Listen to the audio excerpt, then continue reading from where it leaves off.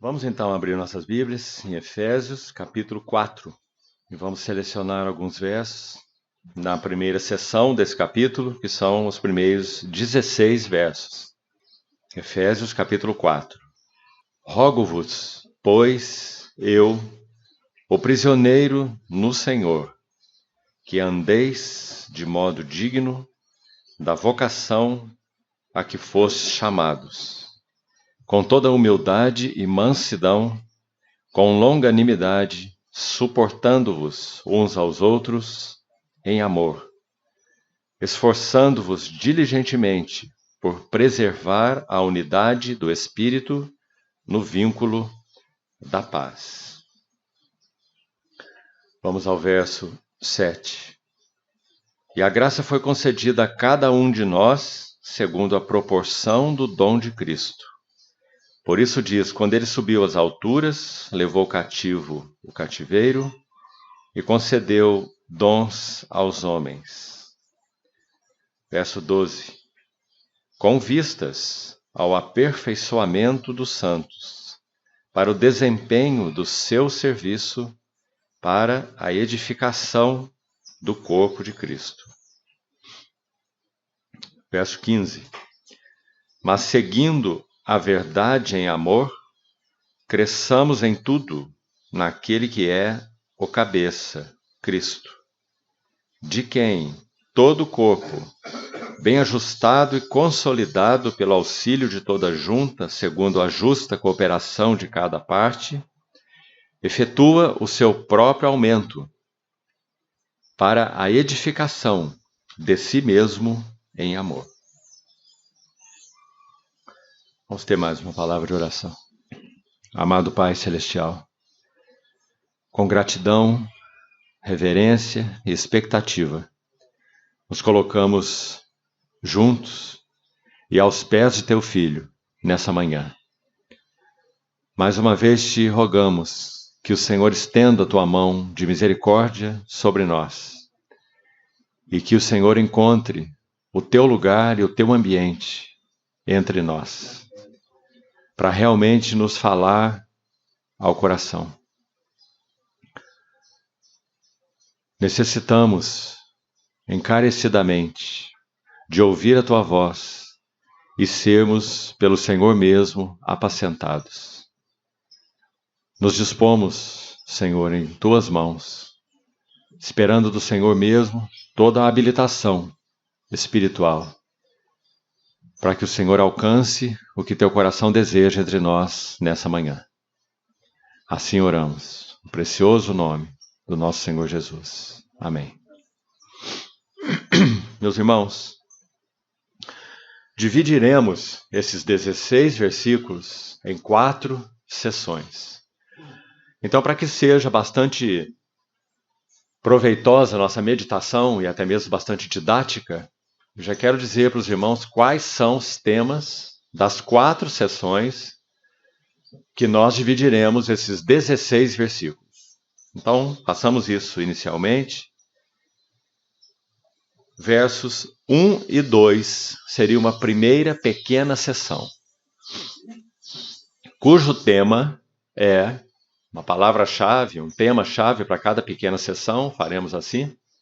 O tema aqui, ou a palavra-chave aqui é amor.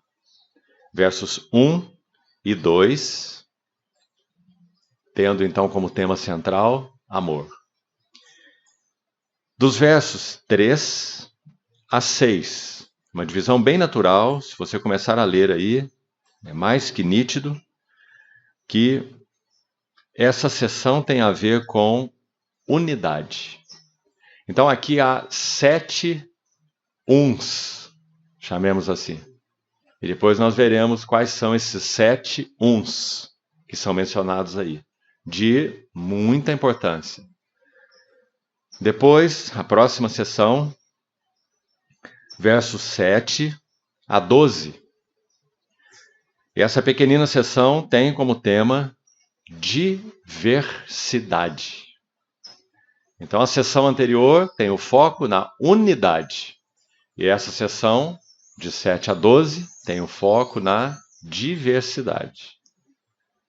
Muito importante isso, Porque a unidade espiritual, ela não é expressa em uniformidade.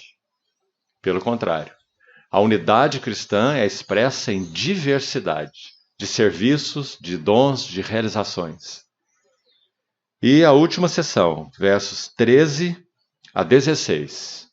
E aqui o tema é maturidade. Cada um dos 4 versos, 13, 14, 15 e 16, tem esse tema. Cada um deles foca o assunto do crescimento ou da maturidade. Então nós temos amor, unidade, diversidade e maturidade.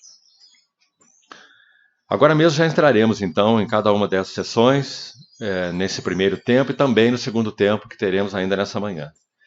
Mas ainda precisamos recordar alguma coisa aqui para nos localizarmos. Nunca vamos perder o valor e a beleza do bosque por causa de uma árvore. Então vamos nos lembrar, nós iniciamos nesse capítulo 4 agora, o que diz respeito à nossa vocação. Se há genuína visão espiritual, sempre haverá uma expressão ética, ou uma expressão vocacional. Não há como dizer que temos visão espiritual, que temos tido visão espiritual, isso não se reflita em todas as esferas de nossas vidas, que é o que o autor de Efésios, Paulo, pelo Espírito, vai expressar nos 6 ou nos 3 últimos capítulos, muito claramente. Relacionamentos em todos os níveis, inclusive relacionamento com o mundo espiritual e com a inimizade do mundo espiritual, o assunto da armadura de Deus. Então, todos esses capítulos focam relacionamentos, porque a visão espiritual genuína, que realmente é produzida, infundida pelo Espírito Santo em nós, e claro, é progressiva, quanto mais avançamos na visão espiritual, na compreensão do eterno propósito de Deus, no grande mistério, Cristo e a Igreja, então essa visão, ela tem efeito em nossas vidas práticas em todos os âmbitos. Lar, assembleia, com ímpios, patrões e empregados. Como já falamos, o mundo da inimizade espiritual, Satanás e seus emissários. Então, graças ao Senhor por isso, porque vida cristã equilibrada, ela significa mente no céu e pés na terra. Nós não vivemos com pés e mente no céu e nem com pés e mentes na terra. Pensai nas coisas lá do alto onde Cristo vive, assentado à destra de Deus. Buscai as coisas lá do alto, por um lado, Colossenses 3. Imediatamente depois, Paulo diz assim, fazei morrer a vossa natureza terrena. Prostituição, impureza, lascívia, desejo maligno, avareza, que é a idolatria. Então os irmãos vejam o equilíbrio da vida cristã. Uma mente no céu, porque é esse foco que nos atrai, nosso Senhor, suas riquezas, suas belezas, suas glórias, né? Então, onde está o nosso coração? Onde está nossa mente? Onde está o vosso tesouro? Aí estará também o vosso coração. Então, a mente no céu, como falamos, mas pés na terra. Porque nós estamos vivendo nesse ambiente. Então, aqui é a nossa esfera de testemunho, de expressão, de tudo aquilo que da parte de Deus tem sido trazido como visão espiritual ao nosso espírito. Então vamos manter isso bastante nítido diante de nós, irmãos, porque muitos desvios são feitos quando essas coisas não são entendidas. Ou enfatizamos a questão do pé na terra e vivemos vidas mundanas, ou enfatizamos a questão da mente no céu e vivemos vidas alienadas, místicas, mas sem nenhuma influência ou penetração nos nossos ambientes relacionais, especialmente nosso lar. Então isso é muito importante, isso traz equilíbrio para nós todos. Segunda coisa, nós já mencionamos que essa epístola também pode ser dividida com aquelas 2 frases que nós extraímos do capítulo 1, lembra-se? Nossa herança e sua herança. Sua herança, se referindo à herança de Deus nos santos, a riqueza da glória da sua herança nos santos. E por outro lado, o Espírito Santo que nos foi dado é o penhor da nossa herança. Cristo é a nossa herança e nós somos a herança dele, a herança de Deus por meio de Cristo. Então essas duas frases são tão bonitas e tão importantes porque também dividem essa epístola em dois. O que nós já vimos nos capítulos 1, 2 e 3? A nossa herança. Por que a nossa herança? Porque nós somos aqueles que são abençoados com toda sorte de bênção espiritual nas regiões celestiais em Cristo. Porque a nossa herança é a nossa eleição, pela graça soberana de Deus, é a nossa predestinação em amor, é o nosso chamado para a filiação plena, a adoção de filhos, é a redenção que temos no nosso Senhor Jesus. Tudo isso não é nossa herança? É o fato dele desvendar-nos o mistério da sua vontade, revelação, como examinamos. É o fato de sermos selados com o Espírito Santo, que é o penhor de nossa herança. Tudo isso é nossa herança. É o fato de sermos corpo de Cristo, a primeira metáfora que mencionamos ontem, lembra das 5 metáforas? É o fato de sermos uma feitura dele, poema de Deus. Essa é mais uma parte da nossa herança. Veja o que nós somos para Deus em Cristo. É o fato de sermos família de Deus. Examinamos um pouco também ontem. É o fato de sermos santuário do Deus vivo, edifício de Deus, edificados juntos sobre a pedra angular e o fundamento dos apóstolos e profetas, para sermos juntamente edificados para a habitação de Deus no Espírito. Assim ele termina o capítulo 2. Tudo isso é a nossa herança. Capítulo 3, para mencionar um item apenas. Ele vai dizer que pela igreja, a multiforme sabedoria de Deus será conhecida, plenamente expressa, para principados e potestades, desde agora, nos lugares celestiais.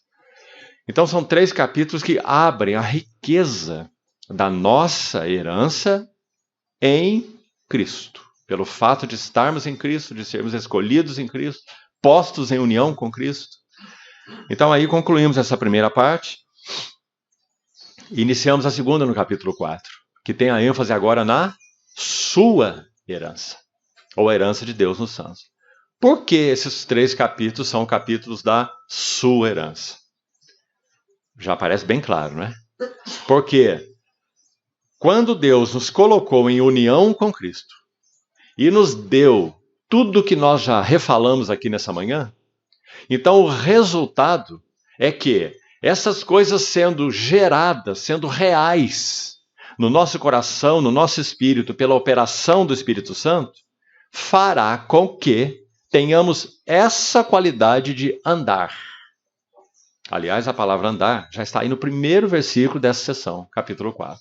Rogo-vos, pois eu, prisioneiro no Senhor, que andeis de modo digno, compatível, harmônico, com a vocação a que fostes chamados. Então, irmãos, na verdade a Bíblia nunca separa, porque isso não poderia ser assim. A doutrina da ética, ou a visão da vocação.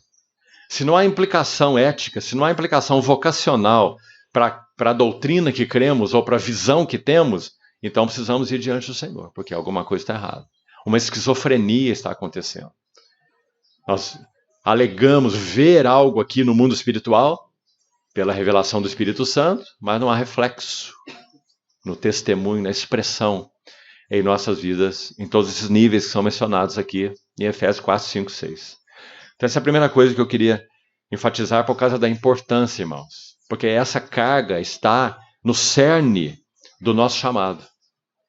Sereis as minhas testemunhas ao descer sobre vós o Espírito Santo. Recebereis capacitação, poder, ao descer sobre vós o Espírito Santo. Para quê?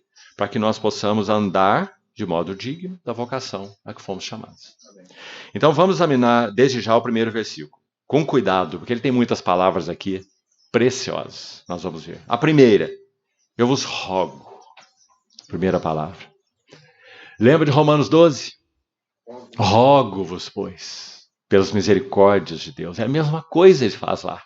Ele apresenta a visão em, na verdade, 8 capítulos. Os 8 primeiros de Romanos. Depois, no 9, 10 e 11, ele vai falar sobre a questão judeus e gentios. Muito importantes aqueles capítulos, mas são como um parêntese. Capítulos 9, 10 e 11 de Romanos. E os primeiros 8, ele vai apresentar toda a visão que ele tem do Evangelho de Deus. Então, ele inicia o 12, dizendo: eu vos rogo pelas misericórdias de Deus. Ou seja, por aquilo que vocês já viram, que eu expus aí nessa carta. Esses são vocês. Vocês eram perdidos, alienados, depravados, não é? Como uma certa corrente teológica aí gosta de usar esse termo, e é um bom termo. Depravação humana é um bom termo, porque é isso que o homem era, sem Deus. Então, os primeiros capítulos de Romanos falam sobre essa depravação total, seja de judeus ou seja de gentios. E não há um justo e nem sequer um.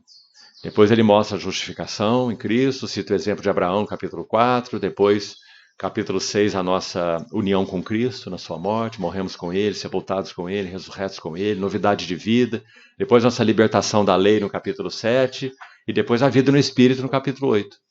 Então ele está mostrando toda a visão do Evangelho de Deus, a riqueza do Evangelho. Então agora ele vai fazer um rogo, agora ele vai entrar na vocação, dizendo: vocês veem toda essa herança que vocês têm?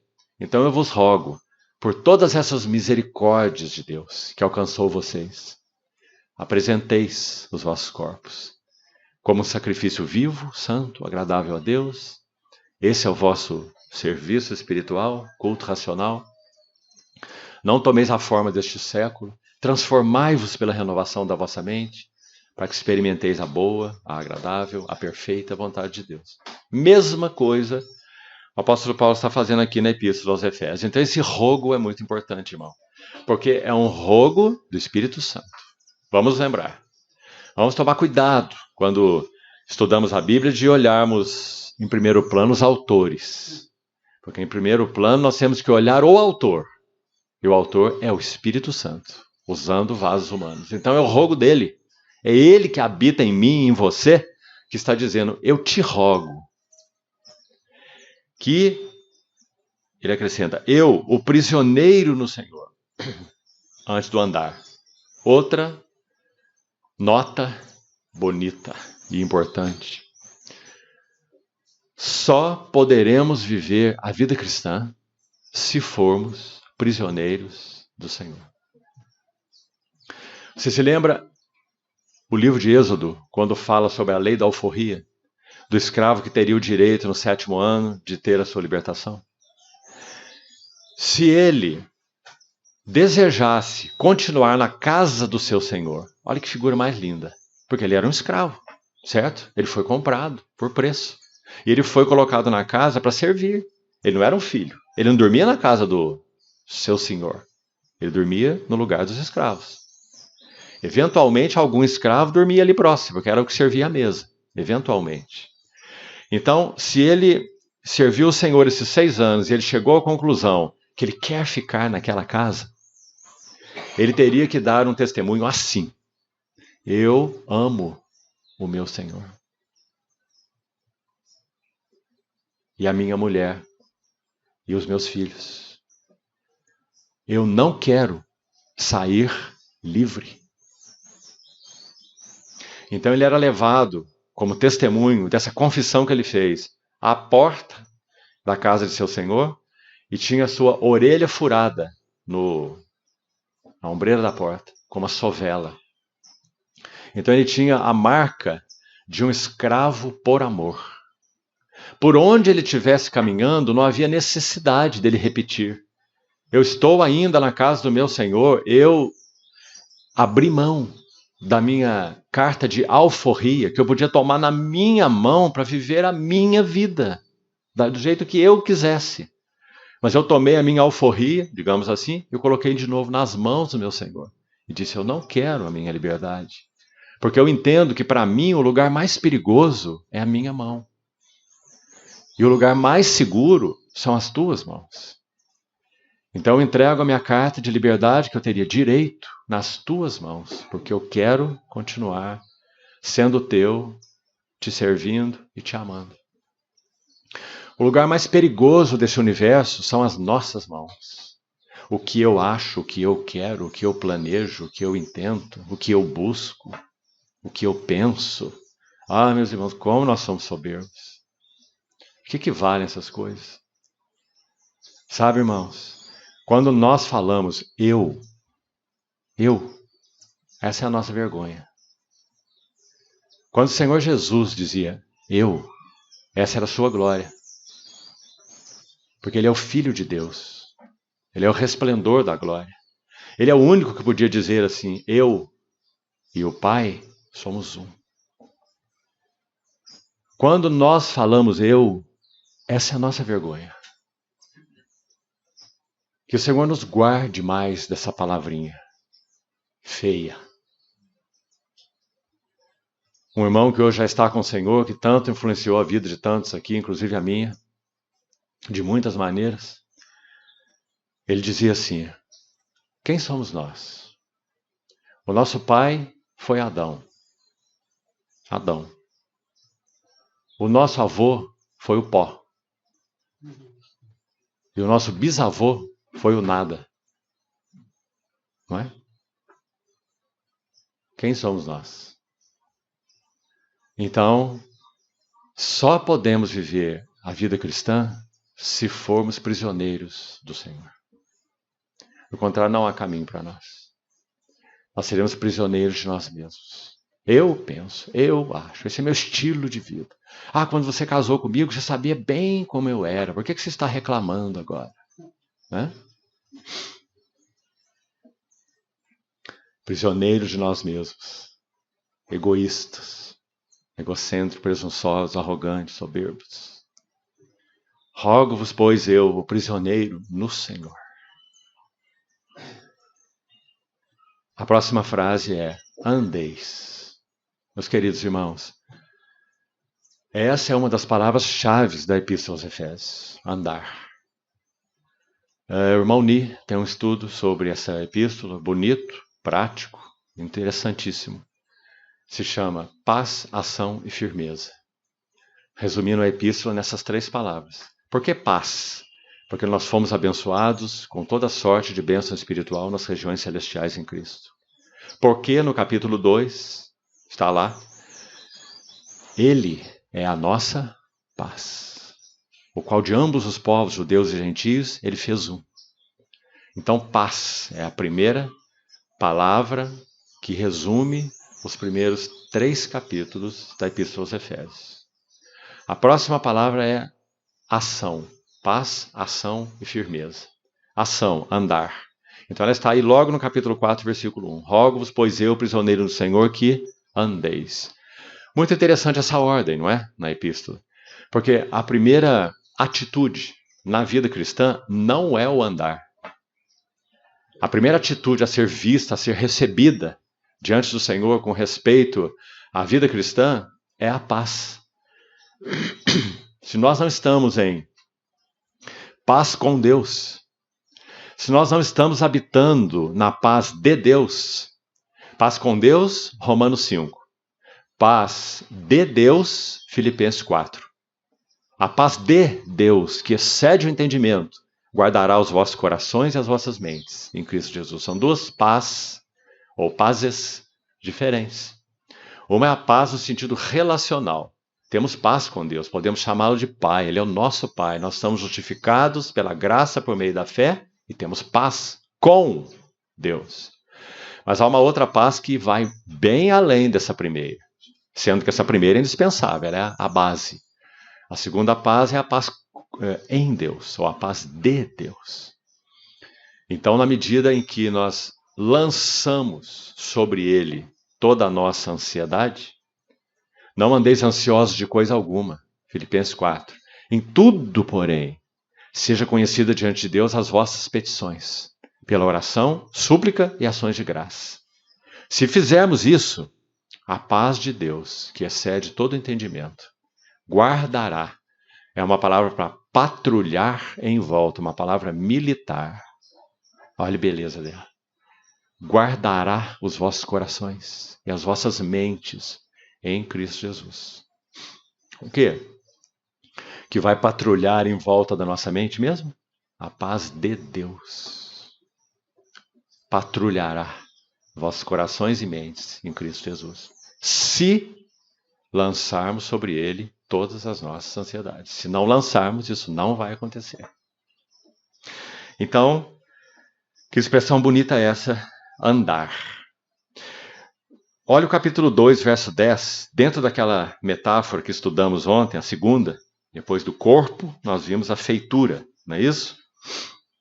E lá diz assim: pois somos feitura dele, criados em Cristo Jesus para boas obras, as quais Deus, lá na eternidade, de antemão, ele preparou para que andássemos nelas. Aí vamos lá para a pergunta. Quais são as boas obras que Deus preparou para andarmos nelas? Aí, meus irmãos, sempre temos que tomar muito cuidado para irmos aí injetando nossos pensamentos nas Escrituras, né? Até porque a gente pode falar muita coisa boa, né? Então, podíamos dizer assim, desde a eternidade, Deus preparou boas obras para andarmos nelas, como, por exemplo, nós cuidarmos dos mais pobres, nós fazermos atividades sociais, quem sabe até nós pregarmos o evangelho. Você quer melhor obra do que essa? Né? Mas o que será que essa epístola chama das boas obras para as quais fomos chamados para andar nelas? Será que essa epístola nos dá a chave? Claro que dá. Então você toma a palavra andássemos nelas, o andar do capítulo 2, verso 10, que está repetida no capítulo 4, verso 1. Rogo-vos, pois, eu, prisioneiro do Senhor, que andeis, olha, de modo digno da vocação a que foste chamados. E agora, a partir do verso 2, nós temos as obras. As boas obras que nós fomos chamados para andar nelas. Irmãos, muito antes de serem obras externas, óbvio que tudo que tem realidade interior tem reflexo externo, isso é muito claro, já falamos sobre isso no início. Mas essas boas obras que ele preparou, desde a eternidade, de antemão, para que andássemos nelas, são qualidades de caráter, antes que sejam qualidades expressas ou de ações. Então são elas: humildade, mansidão, longanimidade, suportar uns aos outros em amor, esforçar-nos diligentemente por preservar a unidade do Espírito no vínculo da paz. Então essas são as boas obras que Deus preparou para que andássemos nelas. Porque, em primeiro plano, na obra do Senhor, ou no intento do Senhor para nós, nosso caráter teria que ser transformado. Do contrário, que tipo de boas obras nós poderíamos fazer? Se Coríntios 13, Paulo diz assim: ainda que eu entregue todos os meus bens aos pobres e o meu corpo para ser queimado, nada disso me aproveitará, se eu não tiver amor. E amor é a palavra-chave dos 2 primeiros versos, conforme nós demos aí para os irmãos, porque é a última que aparece aqui no verso 2. Em amor. Então, graças ao Senhor, porque esse chamado da epístola aos Efésios é tão prático, para andarmos. Só para que os irmãos tenham uma ideia da menção dessa palavra nessa carta e por que ela é importante. Então nós temos o andássemos no capítulo 2:10, certo? Nós temos o andar no capítulo 4:1, que já citamos aí, andeis de modo digno da vocação. Nós temos o verso 17 aí do capítulo 4, isso, portanto, eu digo e no Senhor testifico que não mais andeis. Então agora ele vai mostrar como não andar, mas o andar de novo é que está sendo enfatizado. Tá certo? Olha o capítulo 5, verso 2. Andai em amor, como também Cristo vos amou. Nós temos ainda aqui, deixa eu me localizar onde está. Verso 8, final. Andai como filhos da luz. Está vendo? Olha quanta ênfase no andar. Olha o verso 15, capítulo 5. Vede prudentemente como andais, não como nécios, e sim como sábios. Então, por isso que, antes de estudar uma carta, é bom que você a leia 50 vezes mesmo.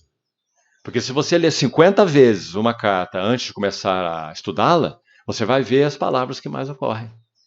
E vai ver os links entre uma seção e outra seção, onde está a carga central do autor, né?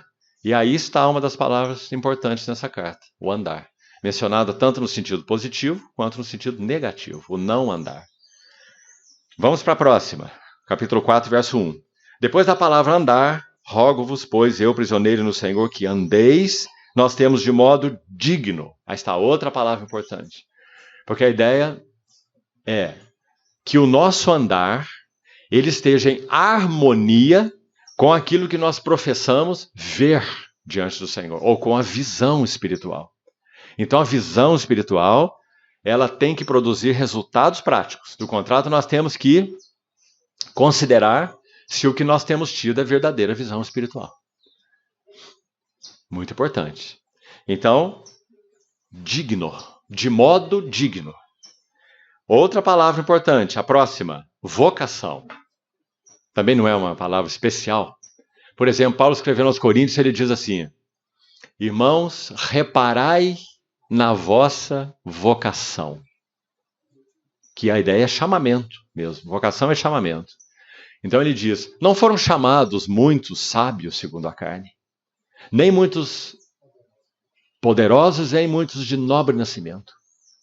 Mas Deus escolheu, olha a eleição aí, escolheu as coisas fracas desse mundo para envergonhar as fortes.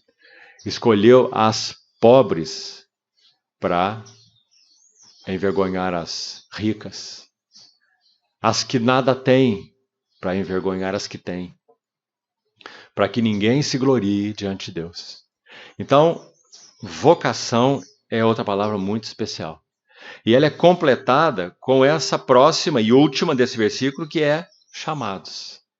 Também é uma palavra tão especial, já citamos aí mesmo nesse texto de Coríntios, né? Irmãos, reparai na vocação a que fostes chamados. Paulo põe junto também essas duas palavras lá em Coríntios, 1 Coríntios capítulo 1, e em vários outros textos. Então, chamados é certamente uma palavra muito especial, porque fala que nós não escolhemos por nós mesmos os caminhos do Senhor. Como se partisse de nós. Ele veio até nós, misericordiosamente, nos atingiu de uma maneira ou de outra maneira. Então, de alguma forma, esse chamamento do Senhor interagiu conosco, chamou o nosso livre-arbítrio a uma decisão, e nós não nos entregamos ao Senhor contra a nossa vontade. Nós nos entregamos ao Senhor de acordo com a nossa vontade. Mas não é porque ela nasceu em nós, é porque Ele a despertou em nós. Mas misteriosamente, esse despertamento pode acontecer em alguns, mas eles ainda assim rejeitarem. Por isso esse mistério que nós falamos no primeiro dia, da eleição soberana e da escolha do homem, da responsabilidade do homem. Então aí estão essas palavras todas aí, muito importantes nesse versículo 1. Agora vamos entrar no cerne dessa primeira pequena sessão que nós resumimos com a palavra amor. O que evidencia, então, a genuinidade da nossa visão espiritual e da nossa vocação? É se nós andarmos em, primeiro, humildade. Ontem foi lembrado numa mesa de comunhão aí, uma obra de um irmão, Andrew Murray, que se você não leu, deveria ler. Está traduzido em português, se chama Humildade, a beleza da santidade. O que há de mais belo em uma vida santa é humildade. Humildade é a coroa da santidade. Porque, meus irmãos, que coisa feia é quando alguém que professa o nome do Senhor, quem é esse Senhor, não é? Quem é esse Senhor? Vamos lembrar aqui primeiro, antes de continuar. Esse Senhor é aquele que disse assim: vinde a mim, todos vós que estáis cansados, oprimidos, eu vos aliviarei. E tomai sobre vós o meu jugo. E aprendei de mim, porque eu sou manso e humilde de coração. E assim achareis descanso para as vossas almas. Oh, que verso, não é, meus irmãos? Qual é o caminho para descansarmos espiritualmente? É tomarmos o jugo dele, colocamos o nosso pescoço do lado dessa canga, aprendendo desse boi mais velho, treinado, servo dos servos, o nosso Senhor, aprovado, servo aprovado. Nós colocamos nosso pescocinho lá do boi agitado, do boi novinho, do boi que assusta quando uma pombinha senta do lado dele lá no pasto, ele leva o susto e quer correr, não é? Mas o boi mais velho está firme lá, firme no jugo. E coitado dele no fim do dia. Porque o boizinho vai para frente, o boizinho vem para trás, o boizinho emperra, o boizinho avança, não é? E o mais velho olha de lado assim e fala, calma, meu filho, vai dar tudo certo. Não se agite, um passo de cada vez, não é? Mas no fim do dia o pescoço do coitado está todo dolorido. Porque ele tem um indivíduo ansioso, inquieto, agitado do lado dele. Somos nós. Mas qual o resultado desse processo? Porque o boi mais novo vai levar tranco também. Assim como o mais velho. Não é? Imagina aquela canga de madeira mexendo assim, ó, para lá, para cá, no pescoço do boi mais velho. Machuca ele. Né? Faz calo. Agora, o boi mais novo sofre muito mais, porque o boi mais velho é calejado. E o boi mais novo não tem calo nenhum ainda. Então faz ferida nele. Então ele vai aprender com a ferida, vai aprender com a dor, vai aprender com a madeira raspando na ferida aberta dele, até ele ficar calejado também e dizer, não, eu preciso ir mais devagar, eu preciso olhar para o lado aqui, ver como é que ele está andando, para eu andar no mesmo passo, nem à frente, nem atrás. Não é assim? Figura mais bonita essa, não é? Tomai sobre vós o meu jugo. E aprenda de mim, porque eu sou, você não é, mas eu sou, manso e humilde de coração. Então, meus irmãos, há algumas assim, poderíamos chamar de definições muito lindas sobre humildade. Há muitas. Cada uma delas aborda um ângulo. E uma delas diz assim, humildade é pensar pouco de si mesmo. Mas sabe, tem uma outra melhor que essa, que é a seguinte, humildade é não pensar em si mesmo. Não é pensar pouco de si mesmo. Pensar pouco de si mesmo é nosso dever. Porque como nós falamos, quem somos nós, meus irmãos? Agora, não pensar a respeito de si mesmo, isso é verdadeira humildade. Foi assim que o nosso Senhor Jesus andou. Não é? Para citar uma ilustração. Num determinado momento do ministério dele, a mãe dele e os irmãos, segundo a carne, ficaram tão preocupados com ele que acharam que ele estava enlouquecendo. E fizeram uma viagem para encontrá-lo onde ele estava, para repreendê-lo. Porque eles não tinham tempo nem para comer. Tantos eram os que iam e vinham, buscando socorro. Então a mãe e os irmãos disseram, ele vai enlouquecer, se é que ele já não enlouqueceu. Então vamos lá buscar, vamos lá repreender, vamos dizer para ele que ele tem que dosar as coisas. E ele estava, para variar, né, numa reunião dentro de uma casa com muitas pessoas. E eles chegaram lá fora e não conseguiam entrar, porque a casa já estava lotada. E mandaram um recado para ele, dizendo, tua mãe e teus irmãos estão aí fora e querem te ver. E ele disse assim, quem é minha mãe? Quem são meus irmãos? Aqui estão minha mãe e meus irmãos, aqueles que fazem a vontade de meu Pai. Humildade é não pensar em si mesmo. Se ele pensasse em si mesmo, ele estaria só descansando. Não, gente, agora chega, já 1 hora já deu. Né? Então, quanto reflexo, meus amados irmãos, essas coisas, esse assunto tem em nossas vidas relacionais. Humildade. Como é que nós pensamos de nós mesmos? Se nós pensamos de nós mesmos na luz que Deus nos tem dado, para citar uma frase de um outro irmão, ele diz assim, se temos nos visto como somos diante da luz de Deus, nós ficaríamos admirados das pessoas nos tratarem tão bem diante do que nós somos, do que vemos que somos diante da luz de Deus. Né? A malignidade, a perversidade, os motivos impuros dos nossos corações. Então, humildade é a primeira palavra, e não está aí por acaso. A segunda é aquela que a completa, mansidão. E há também muitas definições sobre mansidão, muitas delas também bem bonitas. E também vou citar só uma delas. Mansidão não é apatia. Mansidão não é sentar no último banco e nunca abrir a boca.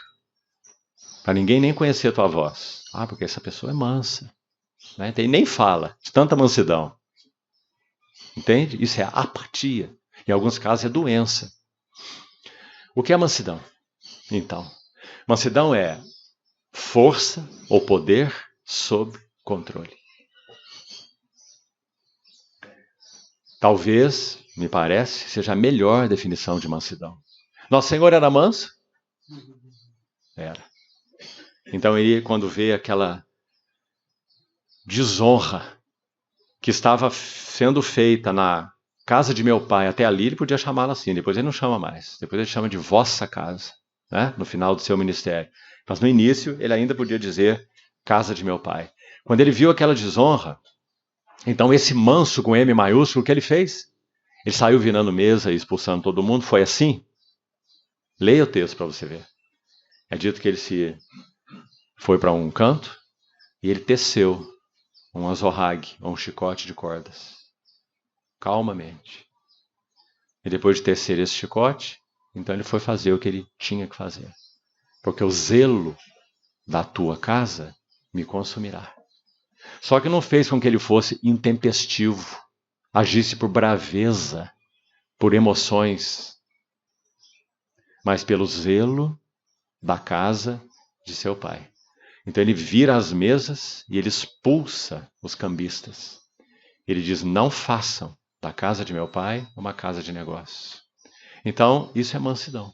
Todo o poder que havia no nosso Senhor Jesus estava em absoluto controle. Em nenhum momento ele foi intempestivo. Agora nós... Aliás, a próxima palavra que vem aí, qual que é? Olha aí na sua Bíblia à frente da mansidão. Longanimidade. E aí acho que uma figura vai nos ajudar a entender melhor do que uma definição. Porque a definição está na palavra mesmo. É um ânimo longo. Longânimo. Paciente. A palavra na língua original significa isso mesmo. Paciente. Mas uma figura vai nos ajudar. Nós, por natureza, todos nós, uns têm assim uma carinha mais bonita, mas não muda o fato. Nós somos uma bomba, prestes a explodir. Basta que a pessoa pise no calo certo, né? Então, o pavio é muito curto. Então, quando, por exemplo, nossa esposa chega e acende o fósforo, não dá tempo nem dela correr. Porque o pavio é curto demais. Nossos filhos também, os irmãos também, né? E às vezes nós escondemos isso atrás de zelo. E esse é o perigo maior ainda. Não, porque isso não pode ser. Não, porque isso aí não condiz com o Senhor. Não, porque o Senhor não se agrada disso. Né? E colocamos todo esse natural nosso de fora em nome do zelo do Senhor. Mas nosso Senhor não era assim. Não parece conosco, não. Na medida que Ele encontra lugar para trabalhar a cruz em nós, tomai sobre vós o meu jugo. E Ele encontra lugar real para trabalhar nos nossos corações. A beleza disso, conforme entendo, não é que a bomba seja desativada. O Senhor não chama o esquadrão antibomba para a nossa vida, não. Sabe o que Ele faz? Estica o pavio. E é o pavio que era desse tamanho, passa a ter 1 metro, 10 metros, 5 metros, 100 metros, 1 quilômetro. Aí quando a pessoa acendeu lá, tem tempo demais. Né? Para ela fazer o que quiser. Pode fazer compra, voltar. Longanimidade. Oh, meus irmãos, que virtude abençoada, não é assim? Se você é casado, pense comigo. Quanto estrago você já causou por falta de longanimidade? Porque você logo já quis se justificar para a tua esposa. Não, não é bem assim não. Ei, quem está falando isso? É só você que me fala isso. Ó. Nenhum irmão me fala isso, só você. É claro que tem que ser ela, é ela que te conhece. Ela que vive com você. Não é? Quanto estrago, meus irmãos. Porque essa faceta do caráter do Senhor não tem sido formada em nós. Então, que lindo Paulo colocar isso aqui. Porque, olha, ele selecionou 4 coisas. 4, porque ele completa com a quinta, que na verdade não é uma seleção. A quinta é a coroa de tudo isso aí. São 5 palavras aí, ó. Então é humildade, já falamos, mansidão, já falamos, longanimidade. Depois temos suportando-vos uns aos outros. É a 4ª. Então foram especialmente selecionadas pelo Espírito Santo, porque muitas outras podiam ser colocadas aí. Por exemplo, vou citar exemplos, irmãos. Onde está aqui a misericórdia? Misericórdia é importante ou não? Onde está a bondade? Onde está a benignidade? Não estão aqui. Então ele selecionou essas palavras com um objetivo específico. Ele o fez. Então nós precisamos prestar atenção, porque ele as colocou aí. Humildade, mansidão, longanimidade e suportando-os, pense comigo, elas são chave para a vida relacional que ele vai tratar a partir daí. Em outras palavras, ele está dizendo assim, você quer viver uma vida conjugal que seja um testemunho para o Senhor nessa terra? Você não vai conseguir. A não ser que você tenha humildade, mansidão, longanimidade e capacidade de ser suporte ou de suportar. Senão você não vai conseguir. Aliás, quando ele usa a palavrinha amor, que está por último aqui, é a quinta, que vem fazer uma coroa, certo? Sobre as outras 4. Ele vai usar essa mesma e aplicar lá em Efésios 5, dizendo assim, maridos, olha lá, amai as vossas mulheres, como Cristo amou a igreja. Então ele está dizendo, maridos, sejam humildes. Maridos, sejam mansos. Maridos, sejam longânimos. E maridos, saibam que a vossa esposa é o vaso mais frágil. Então dê suporte para ela. Que você possa ser um fogo debaixo da panela para ela. E não uma tampa de panela. Compreende o que eu quero dizer? Aquecendo a vida dela, dando suporte à vida dela, estimulando a ela, encorajando a ela. E não uma tampa de panela. Então, essas 4 virtudes, chamemos assim, elas são fundamentais para aquilo que ele tem a nos ensinar, o Espírito Santo tem, através de Paulo, sobre vida relacional. Então, o que é suportando uns aos outros? Não vamos usar essa palavra de modo inadequado. Suportar não é assim. Então, olha, vem logo depois da longanimidade, inclusive. Então, o que eu tenho que fazer é assim, ó, morder minha língua. Suportar, tolerar, até onde eu puder. Não tem nada a ver com isso e o sentido dessa palavra. A ideia é pôr o seu ombro embaixo de. Ser suporte. Na fraqueza, às vezes até na ignorância que seja. Seja do nosso cônjuge, isso vale para os maridos também. Quantos esposos, não é? Precisam no Senhor e graças a Deus por isso, amadurecendo no Senhor, conseguem ser suporte para os seus maridos. Seus maridos temerários, seus maridos ignorantes, seus maridos que não veem as coisas com clareza, embrutecidos, não é? Estão elas ali. Pela graça do Senhor, sendo suporte para eles. Meus irmãos, nessa jornada com o Senhor, já de tantos anos, tenho visto tanto disso. Graças a Deus, mulheres cristãs sábias, pacientes, que entendem o que é ganhar seus maridos sem palavra, como Pedro ensina lá na sua epístola. Porque são realmente suporte espiritualmente falando. Suporta a braveza deles, suporta a falta de educação, suporta desrespeito. E boa parte delas, pela graça do Senhor, têm visto seus esposos serem ganhos. Já vimos tantos casos, meus irmãos. Alguns deles tratando assim seus esposos, do jeito que eu citei. E o Senhor os acomete de enfermidades, eles vão para a cama. Alguns deles, com doença incurável. E o Senhor usa essa ocasião bendita para quebrar esse coração e levá-los aos pés do Senhor. Então aí nessa ocasião, eles recebem o Senhor de verdade. E eles derramam lágrimas, coisas que nunca fizeram, diante das suas esposas e pedem perdão para elas. Do que eles foram, do que eles fizeram com elas, na ignorância deles. E recebem o Senhor e são batizados, e poucos dias eles partem para o Senhor. Bendita partida também. Partiram para o Senhor, podiam partir para o inferno. Graças ao Senhor por essas marcas de caráter, meus irmãos. Graças ao Senhor porque sim, o trabalho da cruz é tão verdadeiro. Graças ao Senhor porque a santidade é contagiante. 1 Coríntios 7 diz assim que uma mulher que tem um marido incrédulo, uma mulher crente, que ela não deve abandoná-lo. Diz, não deixe. Se ele consente em viver com você, se ele não está espancando você, então Não deixe, não. Porque um marido incrédulo, ele é santificado pelo convívio com uma esposa crente. Graças a Deus, meus irmãos. Não está escrito que ele é regenerado, porque ninguém pode regenerar, só o Espírito Santo. Mas está escrito que ele é santificado. Significa que a presença daquela mulher que ama o Senhor, que teme ao Senhor, que vive uma vida santa com o Senhor, ela gera um impacto, uma influência na vida dele que é imensa. Então Paulo diz que ele é santificado. Ou seja, aqui ou ali, nessa área, naquela área, de uma maneira ou de outra, ele sofre impactos por causa da presença dessa mulher do lado dele. Santificado é a ideia de Paulo. E tem mais, vai além disso. Santificação traz a ideia de separação.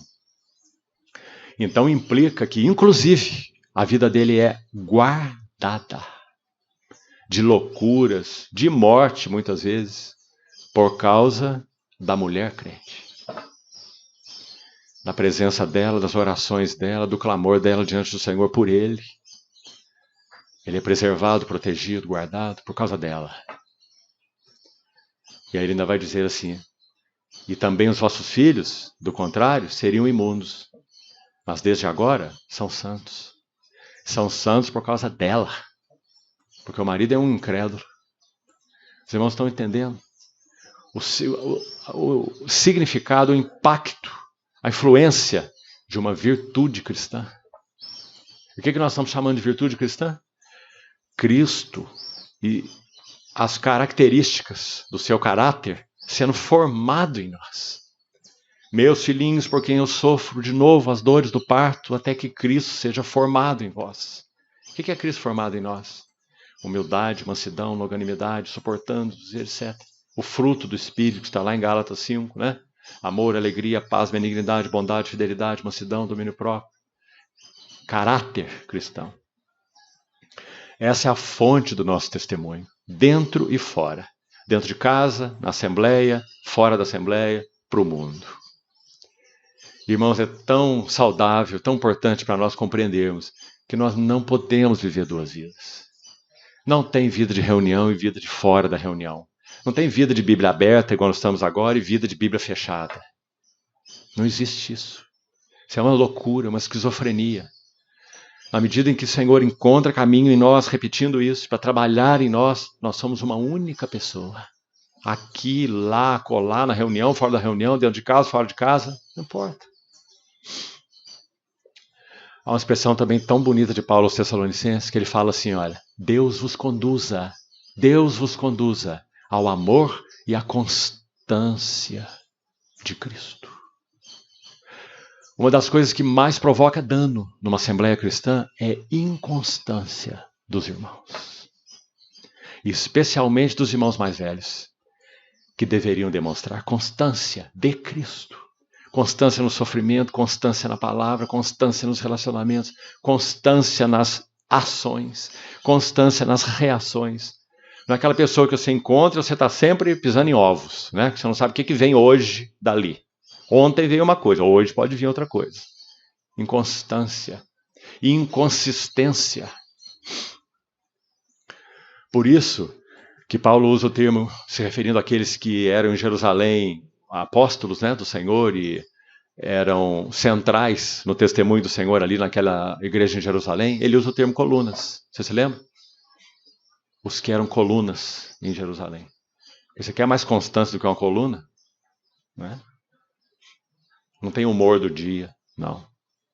Tem humor de Cristo. Então, suportar significa colocar o ombro embaixo.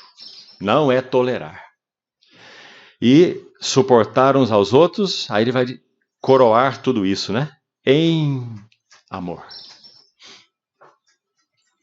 Esforçando-vos, verso 3. Entramos já na próxima sessão, cujo tema é unidade.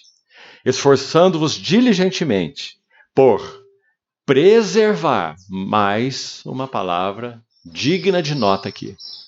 Porque se fala muito hoje em termos de unidade.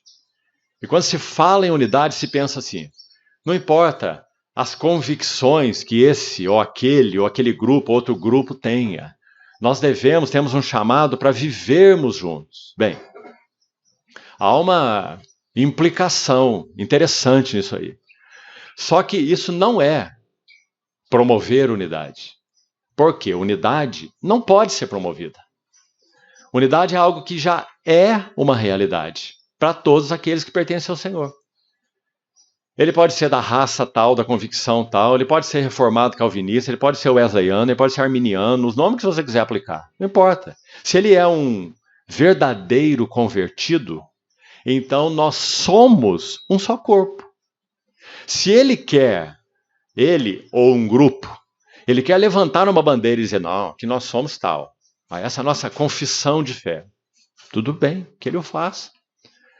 Que poder nós temos sobre a consciência dos outros? Nenhum. Mas o que nós devemos fazer, isso sim é nosso dever. Se nós entendemos a unidade do corpo de Cristo, que é o nosso tema aí, é manter sempre a nossa porta aberta. Como que dizendo, isso não é importante para nós. Se você confessa que é assim ou confessa que é assim, se seu pensamento sobre essa doutrina é assim ou é assado, desde que não toque as coisas fundamentais, que Deus é triuno, que o Verbo se fez carne, que o Espírito Santo veio habitar na igreja, a confissão de fé fundamental, que não pode ser removida, do contrário, nós perdemos a realidade da fé. Aí não é a fé bíblica, é uma coisa estranha, não é? Mas tudo mais, meus irmãos, é tolerável. Devemos permitir com liberdade que os outros levantem suas bandeiras. Porque nós só temos uma bandeira para levantar. Esse é o ponto. Nossa bandeira é Cristo. Cristo. Agora, ela é uma bandeira inclusiva. Não é como os coríntios, ou aquele partido em Coríntios fez. Dizendo assim, então para vocês Pedro, que é a grande figura, vocês são de Cefas, certo? Nós somos de Paulo. Para nós, Paulo é a grande figura. Não, tem uma figura maior que os dois. Apolo. Eu sou de Apolo. Tem ninguém igual a Apolo. Vocês não viram Apolo pregar. Paulo escreve bem. Mas se ouvir ele pregar, a presença pessoal dele é fraca e sua palavra é desprezível. Lembra dos Coríntios? Então Apolo é eloquente, poderoso nas Escrituras. Eu sou de Apolo. Aí um outro grupo que via assim, nossa, mas coisa feia eles estão fazendo, eles estão idolatrando homens. Eu sou de Cristo. Esse grupo disse. Então, intrinsecamente falando, está certa a confissão deles, né? Ser de Cristo, e não colocar homens nessas posições. Mas o que eles erraram? Podemos assim dizer. Em que um partido, de alguma forma, foi estabelecido. O partido de Cristo. Quem é do partido de Cristo, venha para cá, porque aquele lá não é partido de Cristo. Aquele lá é partido de Apolo. Entendeu o erro deles? Aquele lá é partido de Paulo e aquele lá é partido de Cefas. Esse é o erro.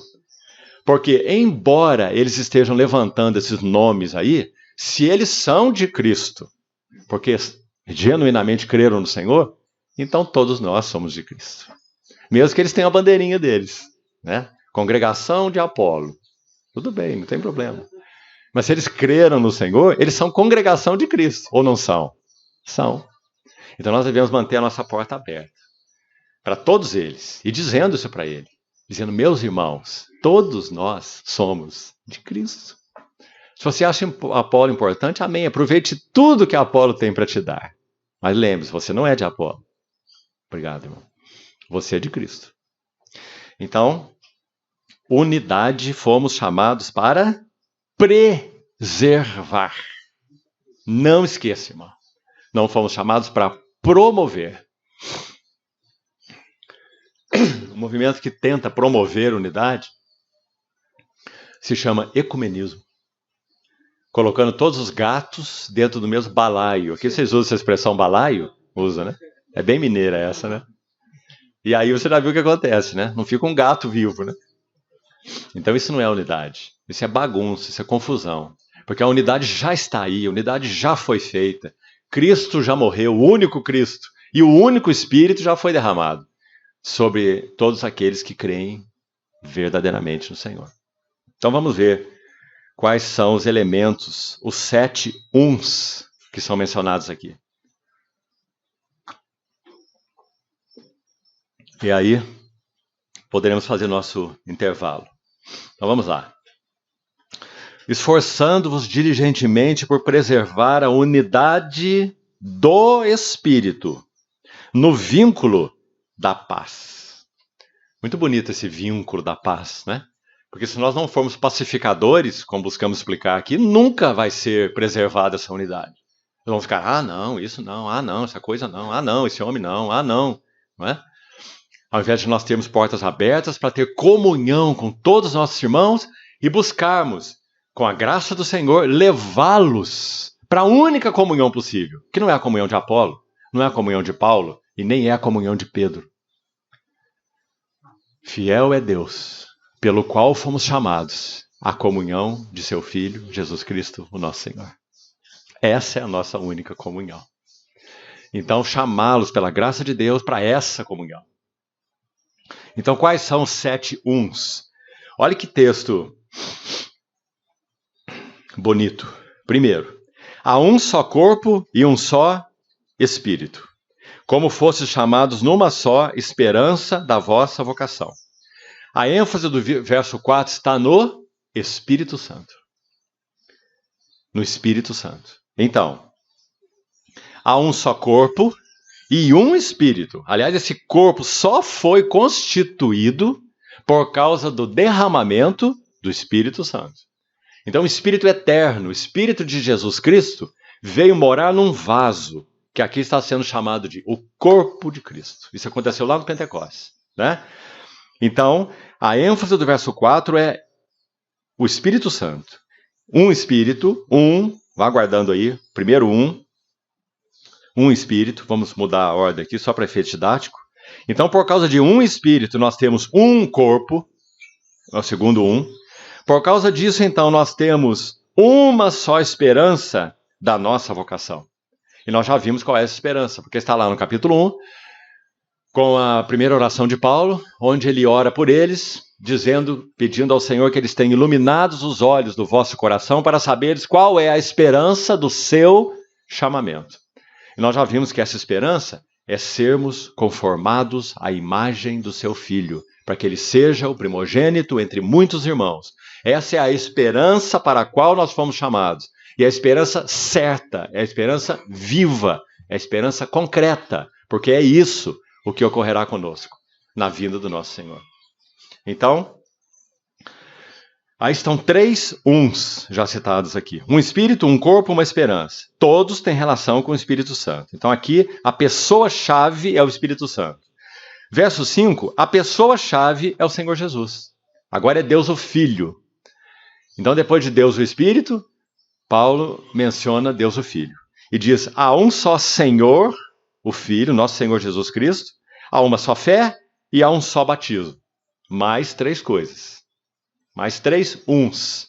Então é porque nós temos todos os que creem verdadeiramente em Jesus, genuinamente.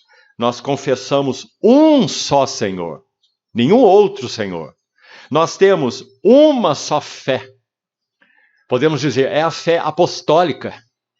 É a fé que anunciou quem é o Messias, o Filho de Deus, o Filho do homem, divino, humano, sua pessoa, sua obra, sua morte, sua ressurreição, sua ascensão, sua entronização no trono do céu, não é? Um só Senhor, uma fé, tudo que afronta essa confissão de fé é heresia, porque há uma só fé. Como que Judas chama na sua epístolazinha mesmo? A fé que de uma vez por todas foi entregue aos santos, né? Por ela vivemos e por ela devemos morrer. Então, completando aí, ele diz, um só batismo. Ah, que bonita essa palavra aí. Porque aí vem os mísseis da direita e os mísseis da esquerda. Batismo por imersão. Ah, batismo por imersão é o único bíblico. Batismo por aspersão é o único bíblico. Batismo por semi-imersão. Você entra na água até na cintura, mas aí a água é colocada na sua cabeça. Porque, pense bem, lá no Jordão, João Batista batizou assim. Você acha que João Batista estava mergulhando todo mundo? As pessoas entravam na água, ele pegava a água e põe na cabeça das pessoas. Formas de batismo. Formas e formas e formas. O que o Senhor está ensinando aqui não é isso. Ele está dizendo, há um só batismo. É aquele batismo que nos introduz, em termos de testemunho, né? Claro, a expressão de nossa fé, se ela é real, em união e em identificação com o Deus triuno na pessoa do Senhor Jesus. Então também não arrume cabelo em ovo por causa disso, não. As pessoas podem ser batizadas em nome do Pai, do Filho e do Espírito Santo, certo? Não é isso que o Senhor falou lá em Mateus 28? Mas elas também podem ser batizadas em nome do Senhor Jesus. Não tem nenhum erro nesse batismo. O que Pedro falou em Atos 2? Arrependei-vos e cada um de vós seja batizado em nome do Senhor Jesus Cristo, para a remissão dos vossos pecados. Então nós vamos criar problema, porque o batismo tem que ser em nome do Pai, do Filho e do Espírito Santo, não pode ser no nome do Senhor Jesus, ou tem que ser no nome do Senhor Jesus, não pode ser no nome do Pai. Qual a dificuldade? As duas coisas são uma, meu irmão. Batismo é um testemunho de identificação, repetindo, com o Deus triuno, Pai, Filho e Espírito Santo, mas por meio da única porta capaz de nos levar a essa identificação. Quem é a porta? É o nosso Senhor Jesus Cristo. Então há um só batismo, como há um só Senhor e há uma só fé. E por último, então, para fazermos nosso intervalo, verso 6. Esse é o sétimo um. E olha com quem ele tem a ver. Deus o Pai. Então o primeiro com o Espírito Santo, verso 4, o segundo com o Senhor Jesus e o terceiro com Deus o Pai. A Trindade Santa. Porque a Trindade Santa é a mais plena e perfeita comunidade. É uma comunidade que vive em perfeita unidade, porque a Trindade não é uma comunidade? Claro que ela é. Deus o Pai, Deus o Filho, Deus o Espírito Santo. 3 pessoas, mas uma essência indivisível. Não é um Deus de 3 cabeças. Por isso é tão inexplicável para nós, né? A beleza da Trindade. Então diz, um só Deus e Pai de todos, o qual é sobre todos. É sobre todos. Age por meio de todos. E está em todos. Que lindo, irmãos. Então esses são os 7 uns. Que, concluindo então aqui, Paulo vai dizer que eles são fundamentais para nós podermos viver de modo digno da vocação a que fomos chamados. Porque se nós perdemos isso, nós perdemos o Evangelho. Não é? Nós vamos ter um outro Evangelho. Então é como ser, e é isso que ele está fazendo, pelo Espírito, o apóstolo Paulo, ele está dizendo, guarde isso, porque essa é a sua confissão de fé. Então não dê lugar a outro Espírito, porque há um só Espírito. Não dê lugar a uma outra esperança, porque há uma única esperança.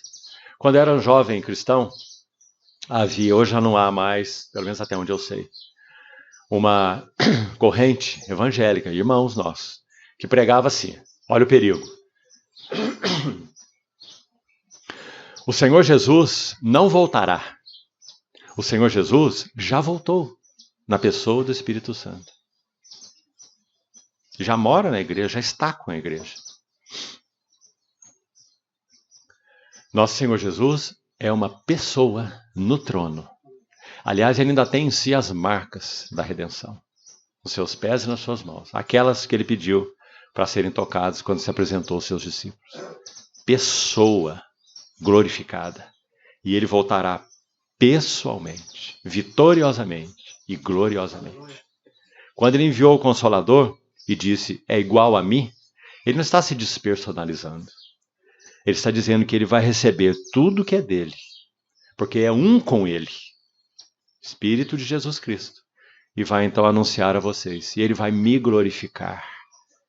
Ele vai transmitir para vocês todos os meus tesouros, todas as minhas virtudes, todas as minhas riquezas, porque ele é o meu mensageiro, ele é o outro consolador. Outro, isos, é a palavra no grego, isotérmico, isotônico, iso, de igual qualidade. O mesmo. Mas não significa que essa pessoa sumiu.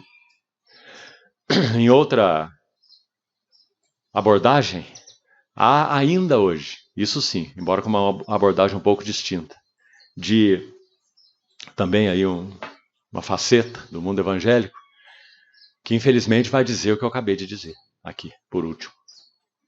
Que Cristo Jesus, depois de ressuscitado, ele se tornou o Espírito. que dá vida. Irmãos, ele não se tornou nada. Ele é o que ele é. Cristo Jesus, homem, glorificado, na destra do trono da majestade. E ele enviou o seu Espírito Santo para habitar em nós, para nos fazer experiência da própria vida dele, ele mesmo, no Espírito, habitando em nós. Mas ele não se transformou no Espírito, não se transformou em nada. Ele é o que ele é. Jesus Cristo é o mesmo ontem, hoje e o será para sempre. Senhor amado, somos muito agradecidos porque tua palavra está nas nossas mãos, Senhor. Obrigado por essas letras nesse livro sagrado. Obrigado por essas palavras, Senhor, que tem nos guardado e guardado a tua igreja há 2000 anos. Louvado seja o teu bendito nome. Nos ajude a sermos fiéis, Senhor, para que sejamos aprovados por ti. E te pedimos ainda que o Senhor continue a nos tomar pela mão e nos guiar na vocação a que fomos chamados. Queremos compreender, Senhor, qual é o modo digno para vivermos a vocação a que fomos chamados.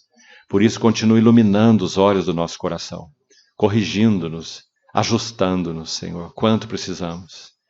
Mais uma vez te dizemos que queremos, de modo renovado, colocarmos e manter o nosso pescoço no teu jugo santo, aprendendo de ti, porque és manso e humilde de coração, e experimentando esse descanso para as nossas almas. Assim te pedimos, Senhor, confiados no teu santo nome. Amém.